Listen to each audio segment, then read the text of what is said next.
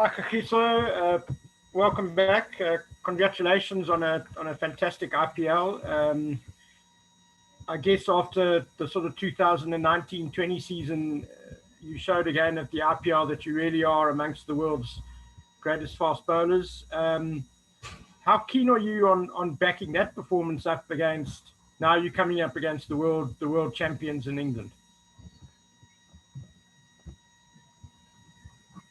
Sorry, KG, can you just unmute yourself?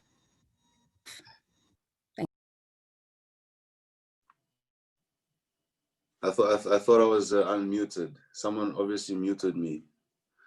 Someone. Kidding. No, thanks, Ken. I think yeah, the IPL was a great tournament, but in cricket, especially when you're playing on the international stage, you always have to repeat your performances on a constant basis. So it's definitely not an easy place to play cricket. You're never in your comfort zone. Especially when you know when things are not going as smooth as you'd like them to. Sometimes you hit a purple patch, but most of the other time you're just literally scrapping. So playing against England, played against them quite a few times, and it's never easy. But it doesn't change the fact that whoever you play, every game you have to come back and you have to do the same thing. So that's something that us as cricketers know that we have to to do. I wouldn't say it's overwhelming, playing in a series like this. Definitely, you do give them a lot of respect, just like you would any international side. But cricket is a repetitive game, and you have to repeat that in every game that you play. So I guess that's the challenge at the end of the day, is to see how well you can do it, and that's why we play to win as well, and to test ourselves individually. Thanks, KG. We're going to go with Percy, Lungani, and then Tianis. Thank you so much, Subs. Good morning, KG. Maybe just to follow up on Ken's question. Yeah, in your answer now, you mentioned that cricket is a repetitive sport. I wanted to ask you, what was it like though playing this year in this abnormal environment in the IPL? And now, what is it like coming from one enclosed environment, coming to another bubble though? What has the experience been for you guys now in the national setup this past few days in Cape Town?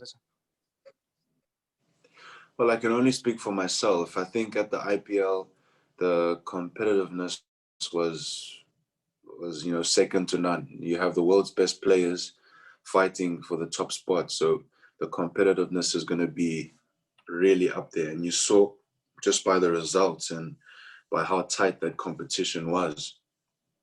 So I felt, the crowd, without the crowd, I mean, the competitiveness was there, but the crowd obviously gives that extra bit of adrenaline and that extra bit of, drama, if you want to put it that way, or theater. So definitely there is an element missing without the crowd. But at the end of the day, we're cricketers, competitive cricketers who want to compete, ultimately want to compete against other players to test your skill level. And I think it'll be much of the same this series, but I can only speak for myself. And also getting into the bubbles, yeah, it can be quite tough. You can't, interact. You've basically lost your freedom. It's almost like luxury prisons that we're in. But at the end of the day, you just have to remind yourself that we are fortunate. Not many people right now have lost their jobs. People are struggling at the moment. So I just try to remind myself that, we must be grateful for the opportunity that has been given to us. First of all, to earn some money, and second of all, to do what we love. And, we don't get treated too badly. I mean, we stay in great hotels. We get the best foods. It's just, it's like a spoiled kid.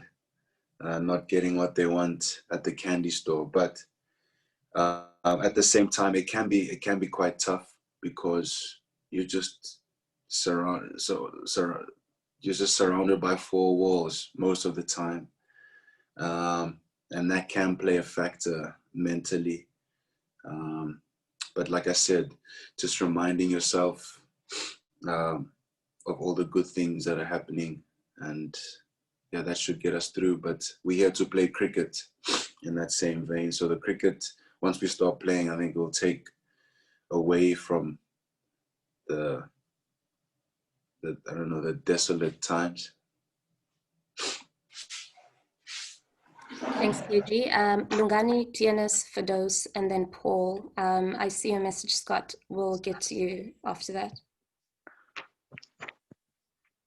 Bayed, KG, can you remember the last time you played in such an empty environment? And you've spoken about getting the motivation from the crowd and that energy from the crowd. How tough has it been to drum yourself up? You're somebody who feeds off the audience quite strongly. And has it given you a greater appreciation for what it is that you do for a living? Because obviously the rest of the world, many people have gone through very difficult times, lost jobs. So to still be able to do what you do, even in this weird environment, what's that been like? Yeah, by it. I think,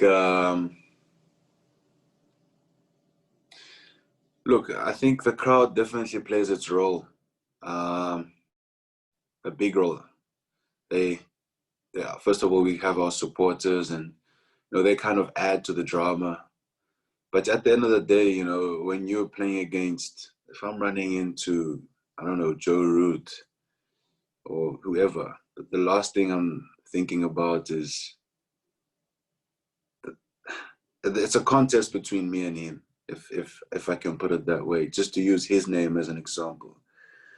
It is the competition. Maybe you guys don't understand what we players go through, but the competition is extremely high. There's a lot at stake to it, and it's not easy. Cricket is not a game that you just go to, and if you want to land the ball in a certain area, you can do it. It doesn't work like that. It's not like you wake up every morning and feel $1 million. So there's a lot of things that you have to fight through, and maybe that's what the public don't understand.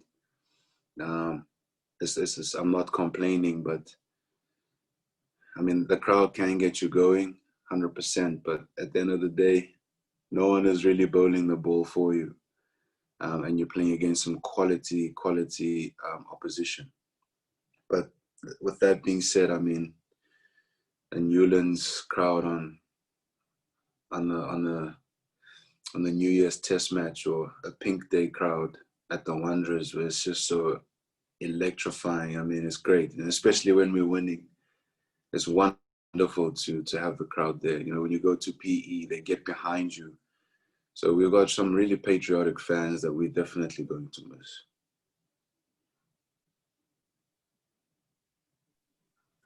Thank you, KG.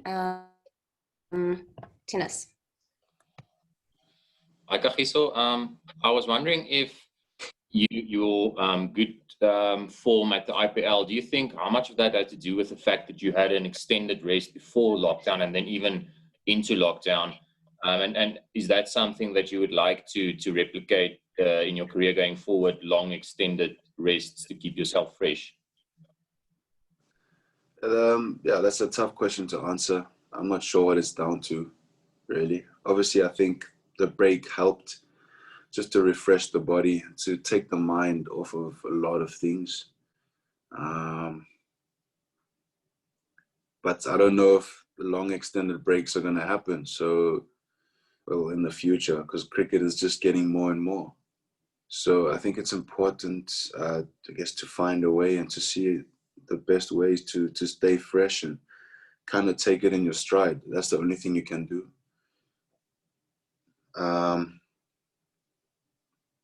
Yeah, I'm not sure how much of it is due to a long break. I would say quite a bit of it, yeah. But I don't know how it's going to go in the future. I don't think we're going to get breaks that long unless we get hit by, I don't know, COVID-20, then maybe it can work again, but let's hope not. Thanks, KG. Telford, Firdaus, Paul, Scott, and then Ryan. Then we'll take it from there, guys. Good morning, Kagiso. I'm just trying. Hi. I'm just trying to find out whether, you know, when you watch the IPL, you see looks on players' faces as if they're having the times of their life, you know, and you wonder whether it's different from international cricket in that respect. You know, obviously there's pressure. You want to win. It's competitive. There's a lot of money, but it looks like a lot more fun than international cricket. Would that be true?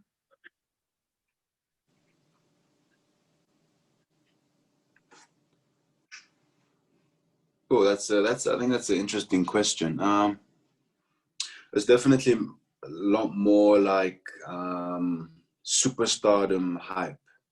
Most definitely, there's a lot of superstardom hype. There are big media teams that are content creator teams that are behind all the teams. There's a huge following. You have all the biggest stars in the world that go to that tournament. So I guess, yeah, there's going to be that, you know, that superstardom type hype. A lot of meet and greets. You're meeting a lot of new players. I'd say, yeah, international cricket is more serious, 100%. So yeah, I think you might be right. Although we do have fun in international cricket, you know, you're with guys that you know, and you know, there's certain jokes that we have in the team, but I definitely think it's much more serious, even though the IPL is quite serious. We come together as a team and we all have one objective. But I think you're right. The IPL has a bit more funness to it, without saying that there is no fun in international cricket. Of course there is, but I think it's held at a higher prestige, most definitely. Thank you. Thanks, Telford and KG. Firdaus, Paul, Scott. The rest of the list is on the chat panel. Hi, KG. I just All want to right, ask, in terms of having had such a long break, you know, we saw that then Sportsman had time for some other things. I'm thinking of like Marcus Rashford and the work he did with school meals and starting a book club for young boys and so on. You know, you've been someone who's got a vast array of interests outside of cricket. How important do you think the role of sports people in dealing with social issues is, and what did you do in the lockdown to kind of reflect that? I think it is important, especially if you have a platform like you do in sports or as a sportsman. Spreading the right message is important. It doesn't mean that anyone should get out of their way to do it, but I guess if you would like to, then it's important. If you want to spread the right message, then it's important, or any particular message, you have the platform to do that. So there is huge responsibility in the things that you say and the things that you stand up for. I mean, obviously you've seen the roles that sportsmen had to play in all the political movements that were happening during the lockdown. Myself, I did express myself on Twitter. I expressed my opinions on there. I did that through some podcasts that we did. But otherwise, not getting in it too hectically and not writing essays about it, not writing doctorates about it. But at least I threw my 2 cents out. Thank you. Paul, Scott, Ryan. Hi, KG. Could I just ask, in the IPL, we saw fast bowling very much to the fore, particularly yourself and others too. Do you see these upcoming matches as very much a battle of the fast bowlers, yourself and Nortje against Jofra and Mark Wood? And is this a bit of a golden era for fast bowling, do you think, with yourself very much at the forefront of that? I think every department will be competing against one another. I guess that's just what it is, just to see if our bowlers are better than theirs and their batters are better than us, etc., etc. I mean, that's in a team performance. That's what you would want. You match yourself against the other team's department. I'm saying this, you know, from an outside perspective, but ultimately we're just focusing on ourselves, on whether we can do a certain job or not. It's not about us looking too much into how their bowlers bowl or and us bettering that. I mean, there's always learning for that. Myself, particularly as a bowler, you're always learning. You always see what other bowlers are doing, not incorporating everything, but there's always something somewhere that's going to interest you. But you know, it's our batter's job to worry too much about what their bowlers are doing, and we need to worry about their batters. So I don't think we're trying to have this clash of bowlers. You know, I think naturally that happens, but intentionally that's not what we're trying to do. Could I just follow that up by asking, do you have a very high regard for Jofra and Mark Wood? Have you seen much of them? I know they were over last summer, but they didn't play together. Have you got very high regard for those two? Yeah, of course. They're world-class fast bowlers. And you have to appreciate the skill that they bring. I mean, they've proven it. Jofra's proven it, and Mark Wood has proven it. Yeah, and they're nice to watch. It's great to watch other fast bowlers doing well. But yeah, it's great. It's great to see them to bowl the way they bowl. It's cool. Fast Bowlers Club. Yeah. Thank you. Thanks, KG. Scott, Ryan, Zahir, Neil. Hey KG, it's Scott from TalkSport. Hope you're well. I just want to ask you a question about the IPL, really, and the fact that you took 30 wickets in the IPL and playing against a lot of the English players. Is that an advantage to you that you've got to play against the likes of Ben Stokes, Joss Buttler before this series? Not particularly, no, because we've played against them quite a bit already. And like I said, cricket, you just have to repeat and repeat. It's almost as if your performances that you've played in the past are all gone now. They're all gone, and you have to play a new game. And not that they don't give you confidence, and they do give you an understanding of some of the patterns that your opposition show. However, it's a new game, it's a new day, and you have to come and try and perform in a match-winning performance, or produce rather a match-winning performance. It just never ends. And I just want to follow up on something Mark Boucher said a couple of days ago about they're very much working towards the next World Cup, but it's more about creating an identity and culture in South African cricket. Is England the sort of perfect inspiration in that fact that in 2015 they were at rock bottom, and now come 2019 they're world champions? Is that something that South Africa look at and think, yes, we can achieve that? I mean, England are a great example of that. But we've seen this game being dominated by all nations, you know. Unfortunately, I mean, you have the West Indies dominated, then you had Australia dominated, and now sort of like India and England and Australia coming up again. So that just shows you the level of competitiveness. No one is a god of cricket, you know. But definitely England are a good example of how someone can turn a team around. We did lose some very experienced players and top class players. We lost some greats of the game, and now we almost have to build up. The most experienced players are myself, Quinny, Faf, and David Miller, and you know, I'm only 25 and I'm one of the most experienced. So I mean, that's a challenge in itself. But building up is what we're trying to do. I think South Africa has, we have an identity. It's just about brushing it up. I don't think we have to really reinvent the wheel. We know what has worked for us in the past, and we're working with Mark. Mark has been involved in a very successful team. and we're constantly working on where we want to be and how we want to get there.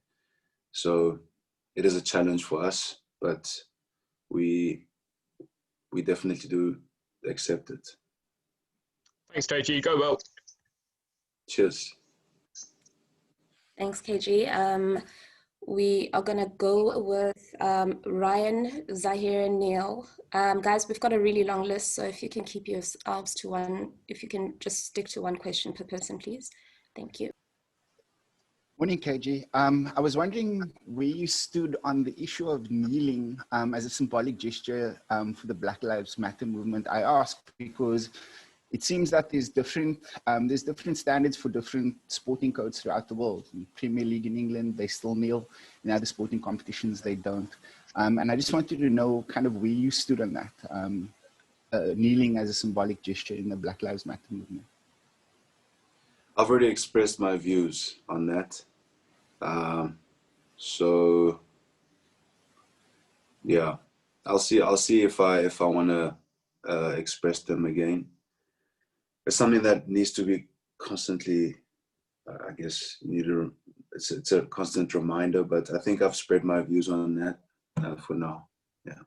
Yeah. So I ask in the context of exactly what you mentioned now. There's two kind of schools of thought here. The one says you kind of move on and develop the issue and tackle them in practical ways. The other says that if you run the risk of kind of diminishing the impact of that gesture and allowing people to again forget about it. And that's the context that I ask you. That's a tough question. Let me think about it. Can I answer the next question? Sure. Zahir, Neil, then Nathan. As a KG, a lot easier from my side. Just about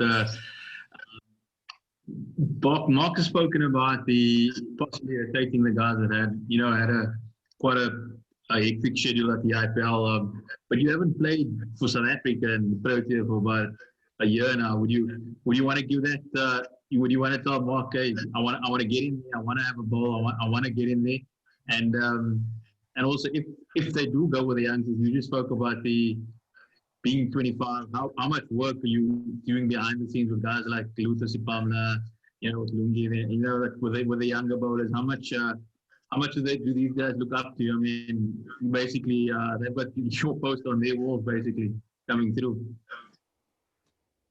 Look, I'm not definitely not playing the role of player/bowling coach, but whatever role that, I do definitely play a senior role. So if someone wants to ask a question, they can, and I'll be very happy to answer and to share my thoughts. But we've got Charles Langeveld, who's brilliant. I really enjoy working with him, and I have no doubt that all the other bowlers will enjoy working with him, and actually do rather enjoy working with him.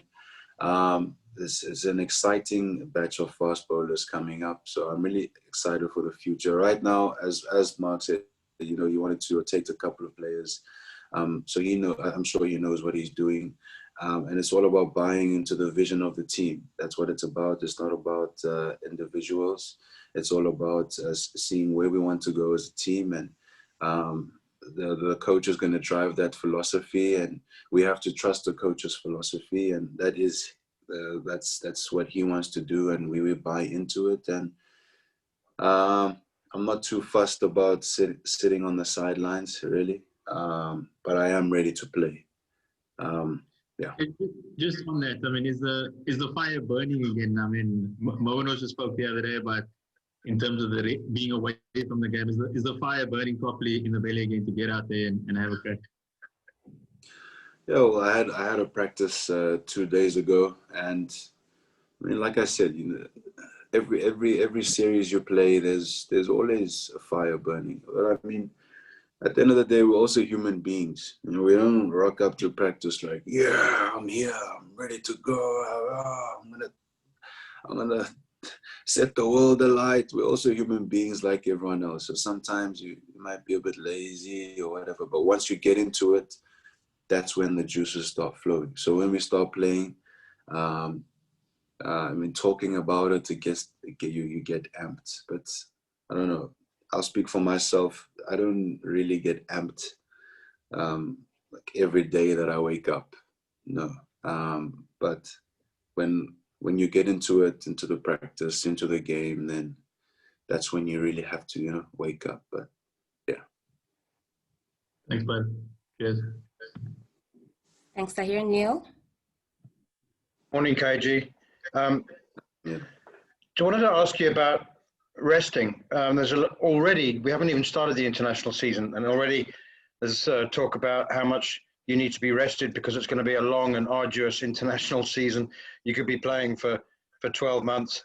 So I wanted to know how much of a say you have in how and when you're resting and when you're rested from games, and what your views are on precautionary resting. It's one thing having a niggle, but how do you feel about being rested just because? Actually, it depends on how I feel. You have to be a bit smarter now, because, you know, when I first got in, Zahir was talking about, you know, being amped. I just really wanted to play every single game when I first started, and not that that ambition is gone. I definitely have that ambition, but now it's just about being smart with it. You have to realize, you know, there's a long career ahead. There's a lot of volume of cricket. How can I stay fresh? And being fresh means that you're going to play close to your best too. So it's just about being smart with it, and it's just going to take some good communication between myself, the coach, and the fitness trainer, and the medical staff rather. So I definitely do have a say in it. I definitely do have a say in it. It's just about being smart with it, and it's just about me taking the advice of the medical staff, and the medical staff, I guess, hearing me out, and then that's how it's gonna work. Yeah. Thank you. Thanks, Nathan. Yes, morning KG. Obviously we know there has been a positive result that came from the camp. How has that changed preparations leading up to the first ODI at Newlands? Yeah, it's been quite yeah, it's been quite bizarre actually. We have to train in groups now.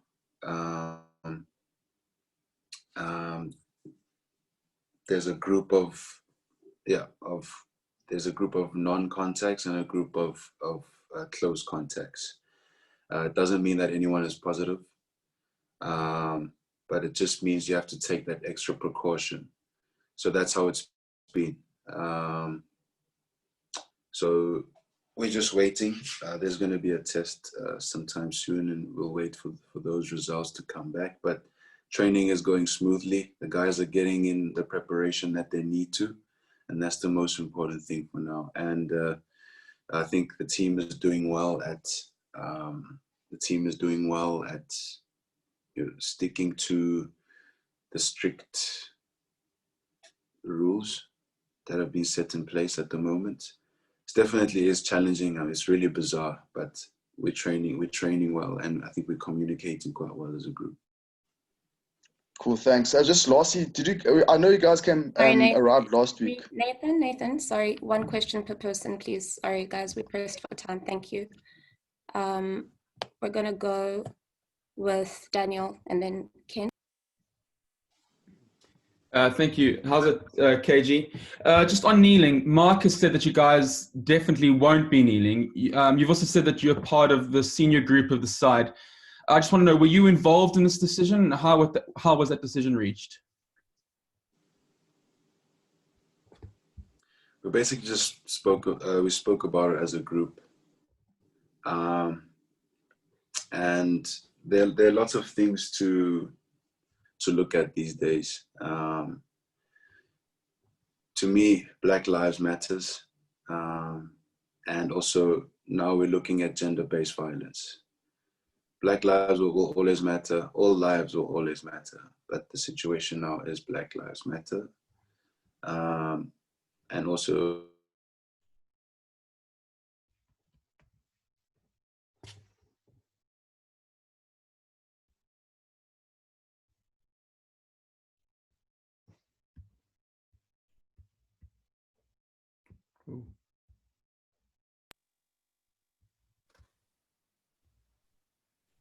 Is it just me or has KG frozen for everyone? Yeah, no, for me as well. Okay, Yeah, let me KG is try, frozen. let me get him to reconnect.